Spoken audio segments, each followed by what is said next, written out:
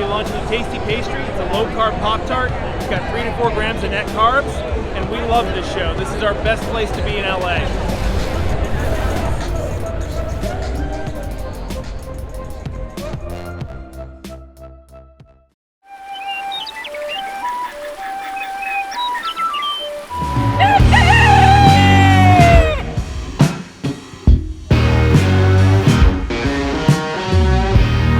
Welcome back to Legendary Foods Muscle in the Morning. I'm Dave Palumbo, and today is Monday, June 21st, 2021. And let's find out what's going on in the world of bodybuilding and fitness. Welcome back, and happy Monday and happy first day of summer. Hopefully the sun is shining wherever you are in the world so you can soak up some of those warm summer rays. I guess in Australia it's cold. But if you do happen to feel a little chill in the air, stop and take a look around, because a storm by the name of Hadi Choopan might be about to roll in. Over the weekend, Hadi's camp released new training videos on his Persian Wolf Instagram feed, and once again, he somehow ended up looking like a being from another dimension. The level that he's been at for the last few weeks has been absolutely out of control. I don't know how much he weighs or why he looks like he's ready to step on stage 24/7. All I know is that what we're seeing is special. And if it turns into something more down the road, we'll all be able to look back and say that we saw it coming. Believe it or not, the Chicago Pro is about a month away now, which is crazy because it feels like we've been talking about it forever. And even though it's still too early for us to get all the names for the official lineup cards, we do know for a fact that Wilkin will be in the building making his open debut. And we also know that he's ready to go in there and drop some heat. Brett and his team spent a lot of time in the offseason focusing on being better from the back.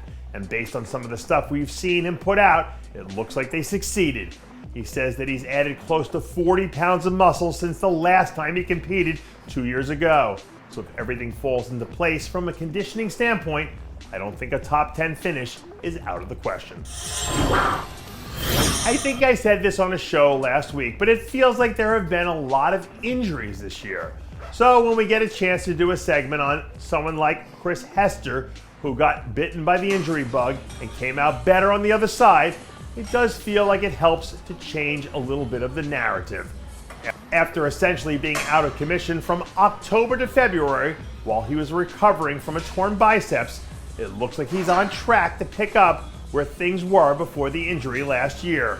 According to Chris's team, right now the plan is for him to compete once before the end of the summer and then again at the North Americas in the fall, where they think he'll be one of the first in line to win his pro card as a super heavyweight. We've seen a ton of talent come through that North American pipeline over the last few years, and if he takes care of business, it won't be long before he becomes one of those athletes we talk about who's used the North Americans as a launching pad for their career. For the most part, there aren't too many good things that happen when you're an adult and you're out after 1 a.m. But there are exceptions to every rule. And considering the fact that Heath has pretty much made a career out of being an exception to the rule, I think he gets a pass here. In case you missed it a few days ago, Phil posted a video of himself training arms at 1 in the morning inside Dylan Armbrust's Mile High Gym, which is basically his version of the Fortress of Solitude at that point. Even though he's venturing off into other things that don't involve competing for Olympia titles, Phil still looks great and he still seems to be training pretty consistently. And considering the fact that he managed to make it out relatively unscathed from the injury standpoint, we might not see him slow down anytime soon. And that does it for yet another edition of Muscle in the Morning. I'm Dave Palumbo, reminding you to always be true to your passions. And make sure to follow us on Facebook, Twitter, and Instagram.